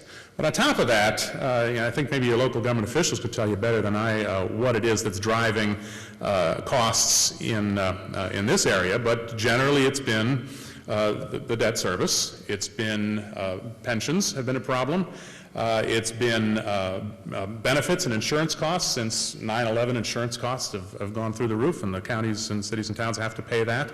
Health insurance benefits, that sort of thing. From what I hear, that's the sort of thing that's been driving the property taxes. Now, one thing to recognize is that the property tax controls really do exist and really do limit the amount that it can be increased each year. And the reason we point to debt service is because those are outside the controls, right? The bondholders insist that they don't want their potential payments controlled. And so while you've got the operating costs rising rather steadily at 3%, 4%, 5% a year based on those controls, outside those controls, you've got the welfare, you've got the debt service, and those things are popping up. And that's where the property tax increases are coming from. All right, sir, thank you for being here. You're welcome. Richie Flum, Fayette County Council President, thank you for being here. It's been really informative. To clear up on the welfare, when Senator Jackman first came over and came to us, we got all of our current levies and our approved budgets together. We've sent them to the Department of Local Government and Finance. They should have the correct numbers. There was a loan that the county was going to have to put on a levy for a welfare debts, and we've elected to take that out of the general fund. That's $758,000 that won't be now levied on the property taxpayer. I mean, we kind of killed ourselves in a way because we took a big chunk of the funds that we've been building up and paid that off, but yet there's an 11-cent levy that's not going to be on these property taxpayers. That being said, when we do these funds, I mean, what it hurts us is like the Children's Psychiatric Fund this year will be getting a levy, and also the levy for the Family and Children Fund went up about 40%. Mm-hmm. So what we've done is these levies, and that's outside, I mean, that's outside of our maximum levy. Yeah. So what, it kind of looks good on paper, we're growing at, you know, 4 or 5%, which is, you know, I understand that people think that we should cut back, but, you know, just like anybody else, the county has added expenses. We have to somehow provide services because that's what we do. We're a service-oriented group. But, you know, this welfare thing is just killing us here. I mean, Yeah, it's good to point out that the state determines how much you have to raise for welfare. You haven't got any control well, over I that. was getting to that. Okay. Because I've been down this road a time or two. But that's what the deal is. Why are we as a county seemingly penalized because, you know, they're state employees, they're state rules?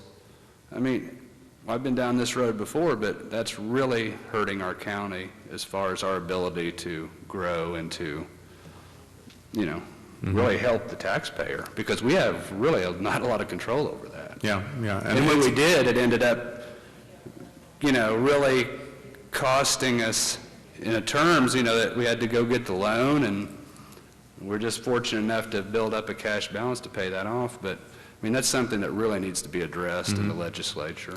Well, I know that Senator Kenley has proposed, and this was in some of the legislation, this session didn't pass, but it was in there, to have the state take over the welfare levy and the remaining part of the school general fund that the state doesn't pay now.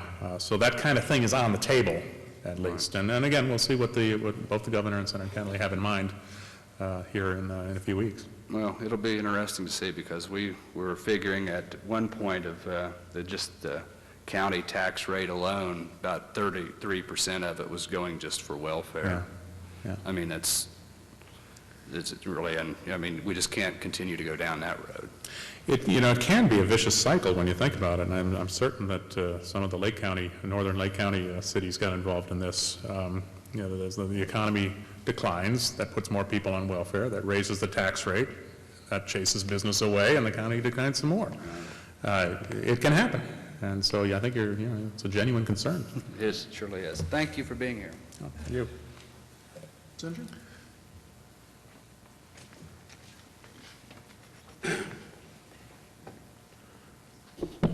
Dr. Bohr, I'm Bob Jackman. I'm state senator from Senate District 42 that represents Fayette County and Rush County and Decatur and Shelby and the western side of Franklin. And I want to personally thank you for coming down here and explaining this to these citizens. I've been to every county council and the Connersville City Council trying to explain some of the things, and you did a tremendous job, a lot better job than I did, because you're a lot better versed in this tax issue. But the more we talk about this, the more questions are asked and more information becomes available for the citizens that have to make the decisions. And that being said,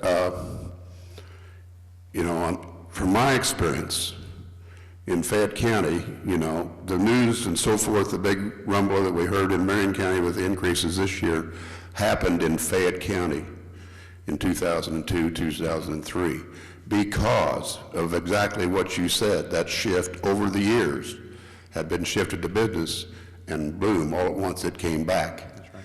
And, I sat right on that same stage about 6 years ago and, tried to explain that to the citizens of this county, and, took a lot of heat, because the property tax bills in Fayette County went up higher back then than any other county that I represent by tremendous amounts. And Max is a perfect example. His taxes went up higher than anybody's, I think. So, but that being said, I'd like to kind of address the whole picture as to where maybe the General Assembly might go, and some things that I think these citizens need to know, because I'm representing them. And Why don't you come up to the podium, Bob, so that the audience can see you? I don't want to take away from this man's, you guys got this guy down here to tell him what's going on, but... They're going to hear you talking, and I'll just look interested. Well, He's got a camera over here. First of all, on the inventory tax. The inventory tax has got a lot of criticism for causing the property tax increase. But in defense of repealing that inventory tax, which I voted for, we gave counties 5 years to phase that out by raising another tax to generate that revenue. And some of the counties did, 51 of them didn't. That's the figure you're giving. So they had to absorb that.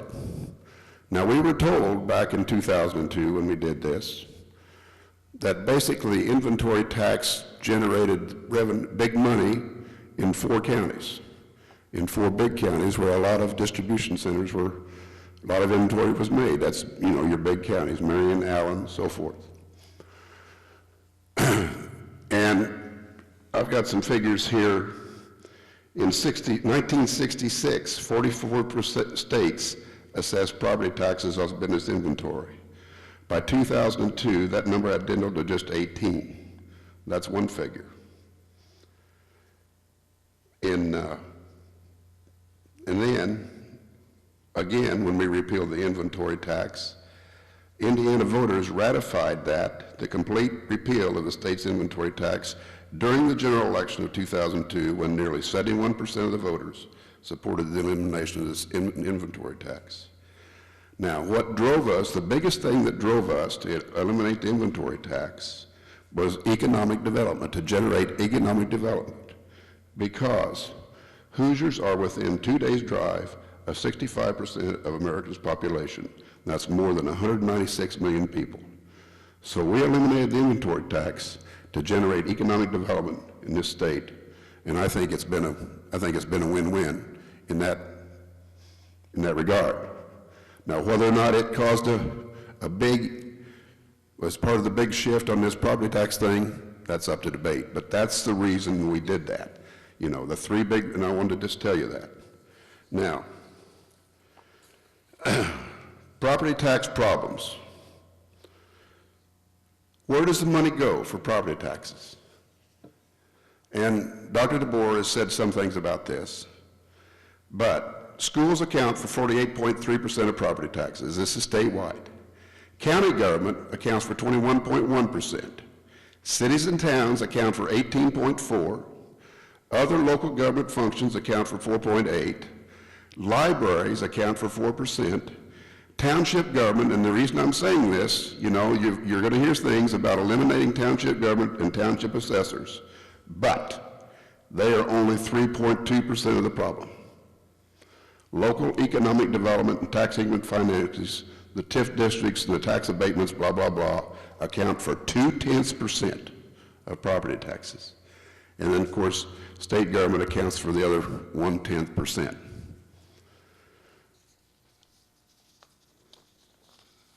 You know, what's the legislature going to do?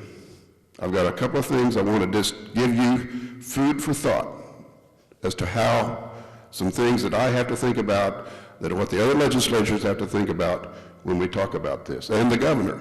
And you're right, I don't think the governor's going to, this plan that we got on the table is going to stay, in my opinion. Okay, we're talking about replacing property taxes with income tax, sales tax, et cetera, et cetera. If we replace property taxes with state or local taxes, which one will be enacted or increased? With new tax rates, will there need to be enough to create enough revenue to replace property tax? And Dr. DeBoer has said yes, you know, that income tax will do that if everything stays the same. Stabilization fund takes care of 1 year, and that can be critiqued to fix things down the road. Say the state increases state and or local taxes and then collects it and distributes it back to local government. How does that reflect on the identity of local government? That gets you farther away from the people that's holding the purse strings, I think, personally. Who's going to pay if property taxes are eliminated? There will be winners and losers, just like Dr. DeBoer said, among the taxpayers, because some will pay less and some will be forced to pay more. Various types of business organizations have tax burdens now. What would be their tax burden after restructuring? The same question applies to individual taxpayers. If we increase state sales tax beyond the rate of our neighboring states, how much do they stay competitive with our economic and tax structure? Another question. If our system depends on sales and local taxes, what happens to essential services when those revenues go down? That's just talking about sales and local taxes. So, you know, it's a big problem. And they're talking about the last thing, you know, I don't think we can completely eliminate property taxes. I think it's beyond the whole scope. We've got to make up too much money. We've got to make up $6.2 billion and raise sales and income tax clear off the wall, because to make up that revenue, it just can't happen. But maybe, you know, we did the $2.1 billion that Dr. DeBoer talked about earlier comes from 3 cents on your sales tax now. So half your sales tax now is paying for property tax relief. I just want to leave you with one other thing. You know, the state of Indiana got into this thing about property tax relief back in the 70s when Governor Bowen raised taxes 2 cents. I've got and this is a personal story. Through my legislative career, I've met some people from other states. I've got a good friend in North Dakota, and I saw him this summer. And I said, "How you getting along?" He said, "You know," he said, "I think we did something this year that we're going to live to regret." And maybe you can probably appreciate this more than anybody, I think. I said, "Well, what's that?" And he said, "Well," and then you got to remember, North Dakota, the population of North Dakota is 600,000 people. State of Indiana, 6.3 million. So they're about 1/10 of what we are. Said, "We put $100 million toward property tax relief this year." And he said, "I think that's a mistake." And I said, "Let me tell you what Indiana's done." So, you know, should the state have ever gotten into this game? You know, it's like Dr. DeBoer says, we can't make up, you know, we made up $550 million this year for the next 2 years. We can't do that in 2009. I just want to leave you with this. Jackman's personal opinion is, and I've told every county that I represent, I think it's good public policy to at least adopt Part B, up to 1% local option income tax that goes directly to property tax relief. Because down the road, I think the legislature is going to force that upon you. That being said, that's Jackman's opinion. Thank you very much. I didn't want to take anything away from you, but I thought that needed to be said. Thank you.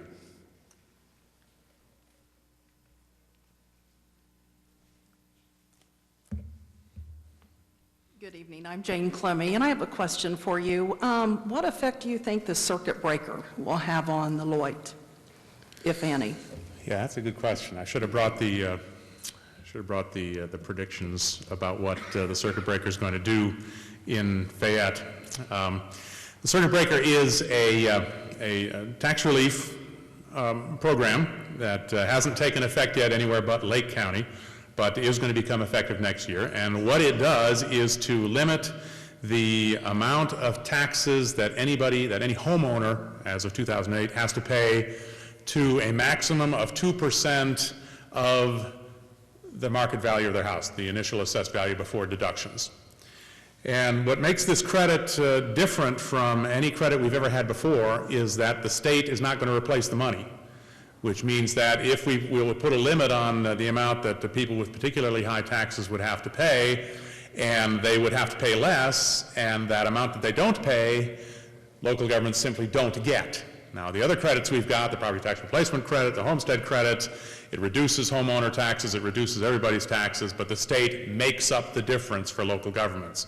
With this, the state does not make up the difference. Now, coming into the session, the estimates were that in 2008, local governments across the state were going to lose about $100 million in revenue, and in 2010, when all property becomes eligible for the credit, they were going to lose something like $500 million. And there were horror stories about Gary losing 1/3 of their entire budget all in 1 year, and an awful lot of the governments, especially in Lake and St. Joe and Marion counties, were particularly vulnerable.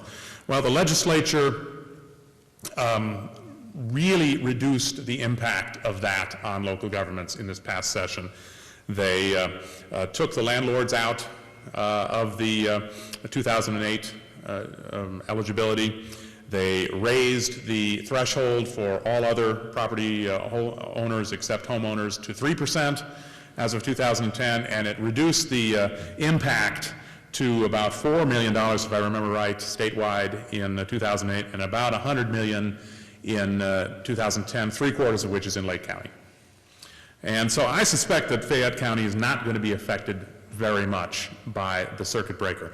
Now, with the income tax, you actually can affect that, though, because if you reduce tax rates, that means fewer people will be eligible for this credit, which means the local governments will lose less money. And one of the things they're considering in Lake, where they are losing potentially losing a great deal of money, is if they could adopt an income tax, reduce the property tax rate, make fewer people eligible for this credit, they essentially are making up the difference. They are essentially eliminating the amount of revenue they lose, or lessening the amount of revenue they lose, effectively gaining revenue from this property tax relief income tax. I don't think Fayette's going to be in that situation. I would guess there's only a handful, if any, homeowners probably eligible for the thing, and possibly some in Connersville, but again, let me refer you to my website where I've got the estimates that the Legislative Services Agency did for every unit in Indiana as to how much would likely be lost, and you can check and see where Fayette is on there. But the way the legislature changed things, Lake is really the only county that's still got a big problem with the credits. Okay, is there any other questions? She was talking about welfare. 33% of our tax dollars is going to welfare. That's where we need to cut some of the money out. We need to let the welfare people buy groceries with EBT cards and pay the taxes on money they got from the riverboat. That was an article in the Connersville News Examiner.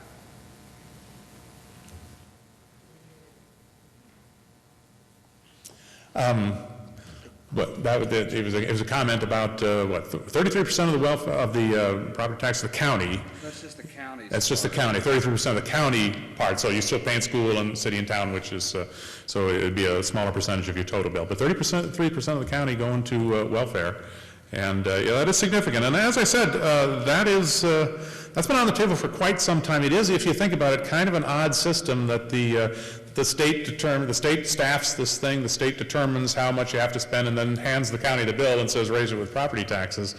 And I know county officials think that's an odd system.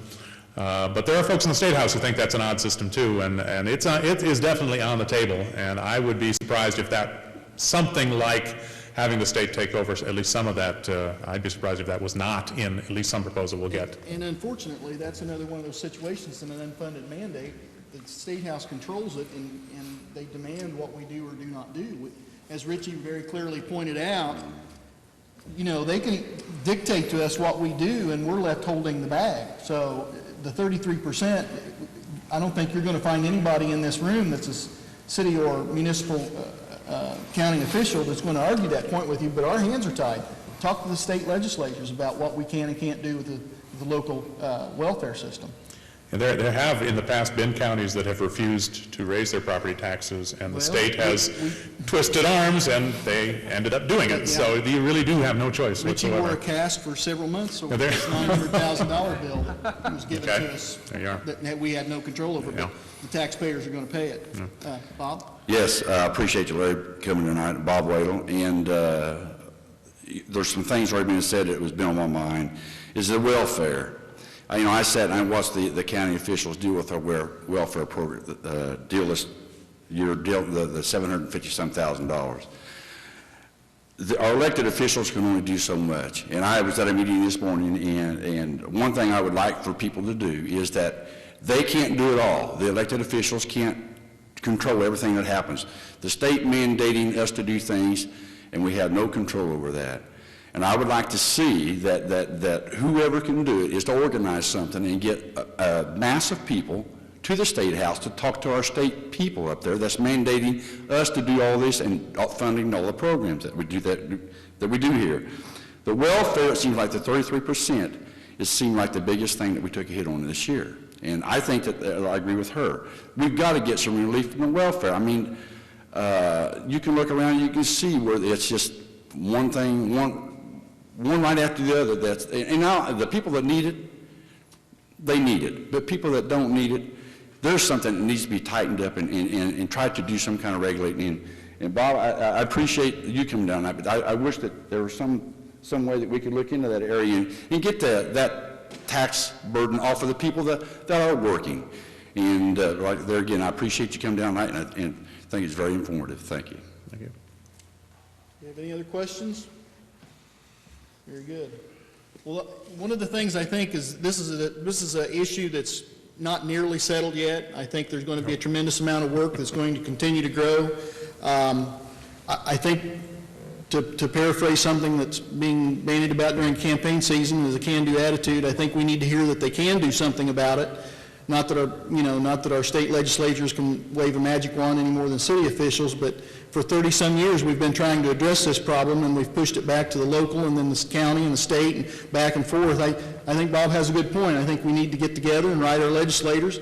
A frustration point for me, as Bob pointed out, my taxes personally went up 500%, and through Nancy has already left, but through the PETA-BOA board and getting a legitimate value on my property in Connersville, Indiana. This is not Indianapolis, but in Connersville, Indiana, we were able to reduce that somewhat, but it's still much too high.